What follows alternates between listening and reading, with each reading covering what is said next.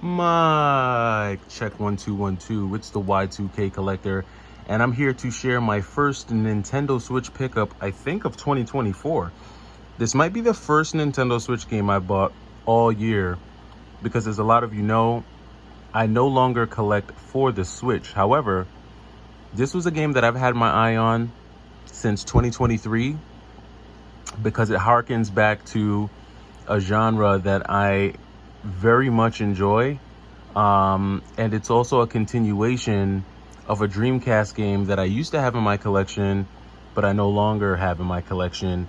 I don't think that they're related or that they're closely related, but this is a completely different style of game from the Dreamcast version. So for those of you who know, there was a game that came out on the Dreamcast called Slave Zero, and it was a mech, third-person mech shooter type of game, like run and gun.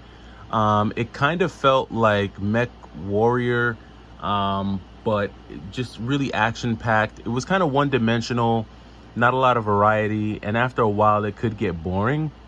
But this is not like that game at all. Like I said, I don't know if they're related in any way, but this is like a 2.5D side-scrolling hack and slash beat 'em up style game. And I really enjoy the artwork on this game because it reminds me of one of my favorite PlayStation 1 games. But before I get to that, I'll just show you the back. And it just came out, was it yesterday or today? I think this just came out today. And this is Slave, or maybe it came out yesterday, I think. But it's Slave Zero X. I don't think it came out on the PS4, but I know it came out on the PS5 and the Switch. There weren't a lot of copies in my area, so I had to drive a little bit to find a copy. I could have ordered it on Amazon, but on Amazon, I think the earliest I would have been able to get it was like May 24th or May 26th, and I really wanted to play this today.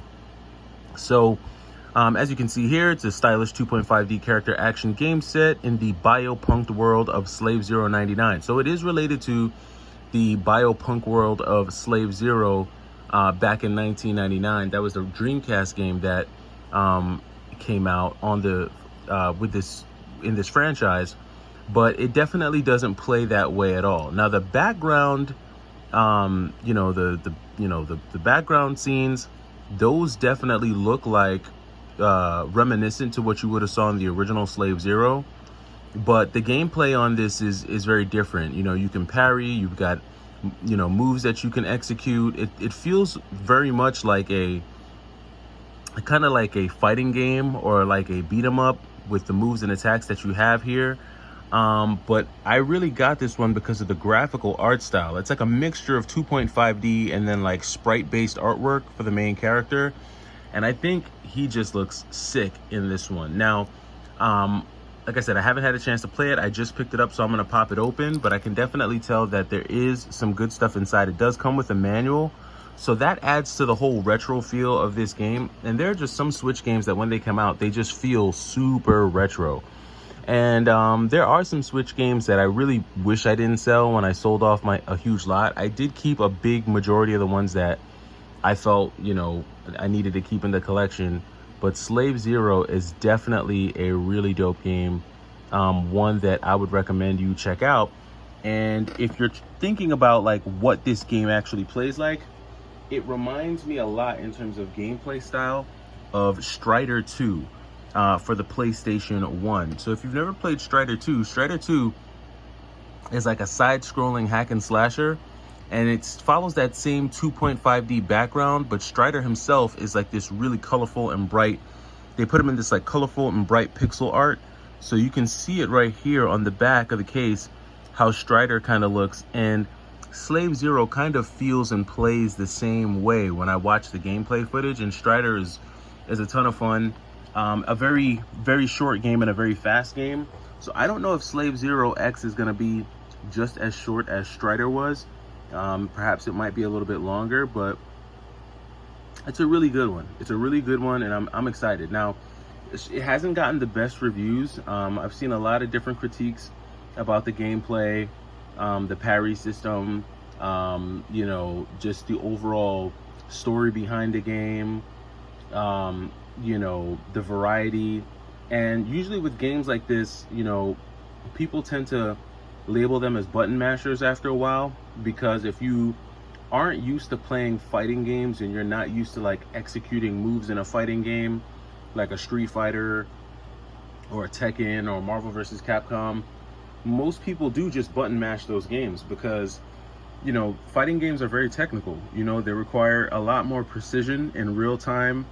They require you to be reactive in a lot of cases, and you also have to be able to anticipate what the enemy is going to do. And so I feel like fighting games and action games of this caliber require a different type of thinking than, say, someone who's playing a strategy game or an RPG game like a Pokemon that's more slow paced and you have time to think about, you know, how you're going to execute, you know, your plan of attack, and just a lot more slow paced. And it feels like in today's gaming, like, you know, in the gaming community, it feels like a lot of times RPGs are just more prevalent. I don't know if it's because they're easier to play, but fighting games definitely are harder to play, and they're usually reserved for the folks that like to have that adrenaline pumping and that action-packed vibe going. So if you haven't heard about it, I just wanted to pause. This is not the main video that I'm putting out today, but whenever I get a really cool pickup or I peep a game that I think you all should know about, I definitely want to let the channel know. So if you have not had a chance to go out yet, if you go out, if you get near a GameStop or a Best Buy, definitely ask them if they have a copy of Slave Zero X. If you haven't heard about this one, it's a really, really cool one. You won't be mad you checked it out. Outside of it being a really cool game, it does come with a manual, or at least that's what it looks like. I'm gonna pop it open here in a second. I would do it on camera, but it's just gonna take a lot of work, and then I gotta hold the phone and stuff. But yeah, so if you haven't heard this one, check it out. And I think it goes for like 29 bucks, so it's not even that expensive either. While I was out there, I did look to see if I could get a copy of Sea of Stars, but they didn't have any copies left. So I've heard a lot of good things about that game, Sea of Stars, and I think somebody said it's supposed to be like the prequel to The Messenger. I never heard that. They from the look of it, they seem like they would be two completely different games, different franchises. The Messenger plays a lot more like a Ninja Gaiden, and Sea of Stars plays more like just your traditional top-down RPG. So not really sure how those are linked, but hopefully I can get my hands on that one as well. But yeah, this might be the first Switch pickup of the year. I can't remember if I picked up anything else. If you've seen me put out a video with a Switch pickup, let me know down in the comments below. But yeah, glad to add at least one game to the Switch in the first half of the year. We'll see if I add one more in Sea of Stars. But that does it for me for now. It's the Y2K Collector. I'll be back with you later on this afternoon. Take it easy.